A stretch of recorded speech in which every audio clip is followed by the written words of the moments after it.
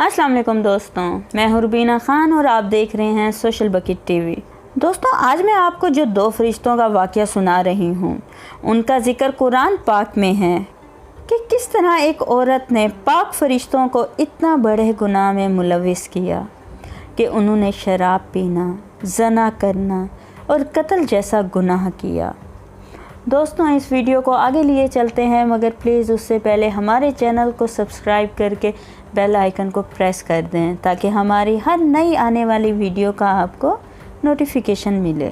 2 فرشتے ہاروت و ماروت کو اللہ تعالیٰ نے زمین پر انسان بنا کر بھیجا، اور ان فرشتوں کا ذکر سورۃ بقرہ میں بھی آیا ہے۔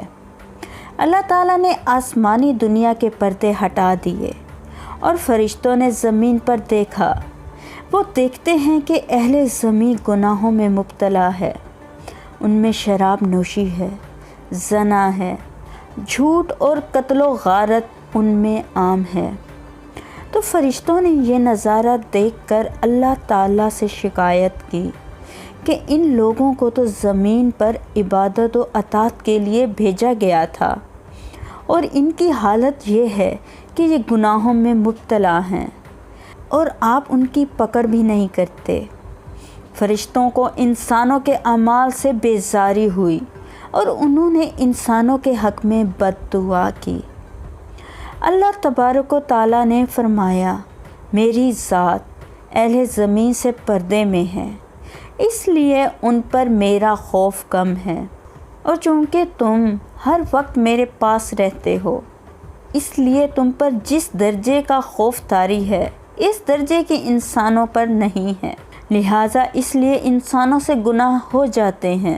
فرشتوں کو اس بات پر اطمینان نہ ہوا تو اللہ تعالیٰ نے فرمایا، ٹھیک ہے فرشتوں، تم میں سے پارسا فرشتوں کو چن لو، میں انہیں زمین پر بھیجوں گا، تو دیکھوں گا کہ جب وہ میرے حجاب میں جائیں گے تو ان کے اعمال کیا ہوں گے۔ احادیث میں روایت ہے کہ ملائکہ نے 3 فرشتے پیش کیے۔ ان کو اللہ تعالیٰ نے فرمایا کہ تم نے 4 کام زمین پر نہیں کرنے، شراب نوشی نہیں کرنی، زنا نہیں کرنا، قتل نہیں کرنا، اور آخری بات بتوں کو سجدہ نہیں کرنا۔ یہ 4 شرائط ان پر لگائیں اور ان کو زمین پر اتارنا چاہا تو ایک فرشتے نے کہا کہ یہ مجھ سے نہیں ہوگا، میں تو نہیں جاتا۔ وہ ہٹ گیا اور پیچھے ہو گیا، مگر ہاروت اور ماروت یہ 2 فرشتے تیار ہو گئے۔ دونوں فرشتے ملائکہ میں سب سے زیادہ نیک اور پاکیزہ فرشتے تھے۔ اللہ تعالیٰ نے ان کو زمین پر اتار دیا۔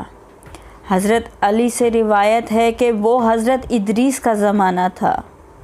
فرشتے زمین پر آ گئے، ان میں اللہ تعالیٰ نے نفسانی خواہشات پیدا کر دیے، ان کو لوگوں کے فیصلوں کے لیے مقرر کر دیا۔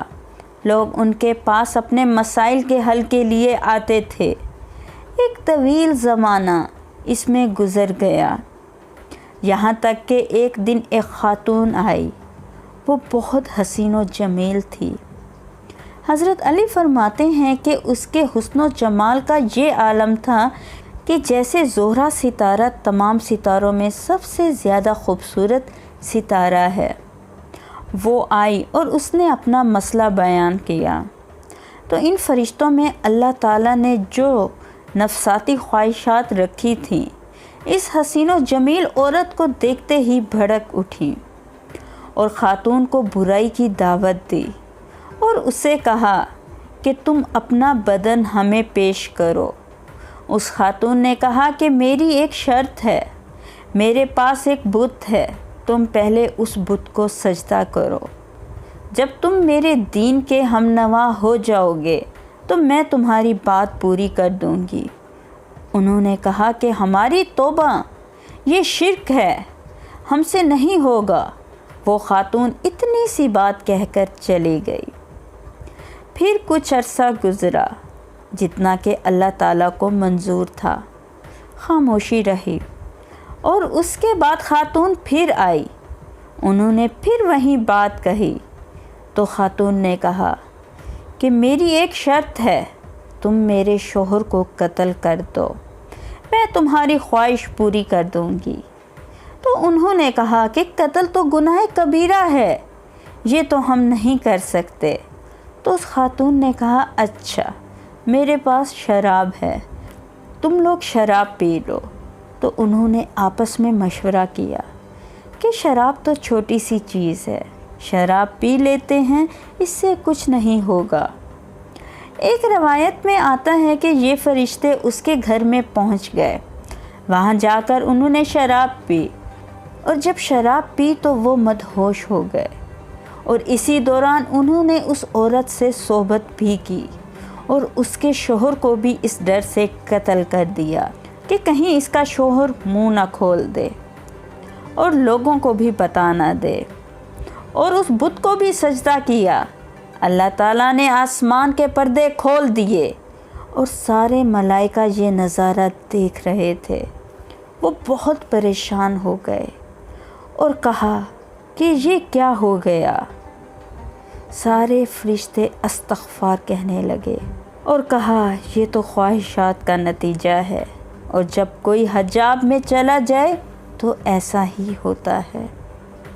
تو اس خاتون نے ان فرشتوں سے کہا کہ تم لوگ جو آسمانوں پر آتے جاتے ہو، کیا چیز تمہارے پاس ہے جو تمہیں آسمان کی طرف لے جاتی ہے؟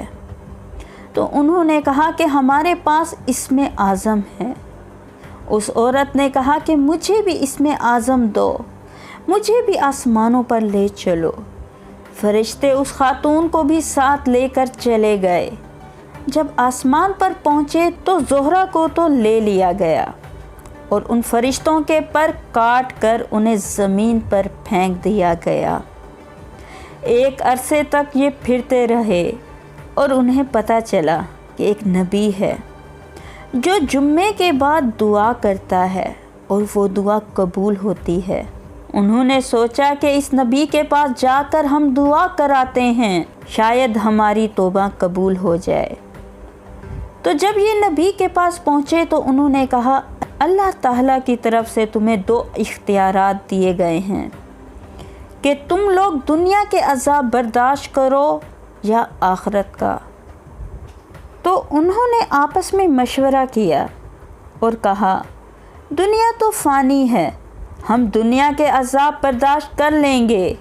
ایک روایت میں آتا ہے کہ بابل کے علاقے جو کہ عراق میں ہے، وہاں ایک کنویں کے اندر انہیں الٹا لٹکایا گیا ہے، تو قیامت تک اسی میں لٹکے رہیں گے۔ جبکہ بعض روایت میں آتا ہے کہ آسمان اور زمین کے درمیان ایک مقام ہے، وہاں ان کو بطور سزا کے الٹا لٹکا دیا گیا ہے۔ دوستوں، ان بڑے گناہوں کی سزا جس کا شکار فرشتے بھی ہو جاتے ہیں، مگر پلیز خود کو ان گناہوں سے بچائے رکھیں اور توبہ اور استغفار کرتے رہیں۔ اللہ تعالیٰ سب کی قسطوں کو اپنے حفظ و امان میں رکھے۔ پلیز اپنا اور اپنے گھر والوں کا خیال رکھیے گا۔ اللہ حافظ۔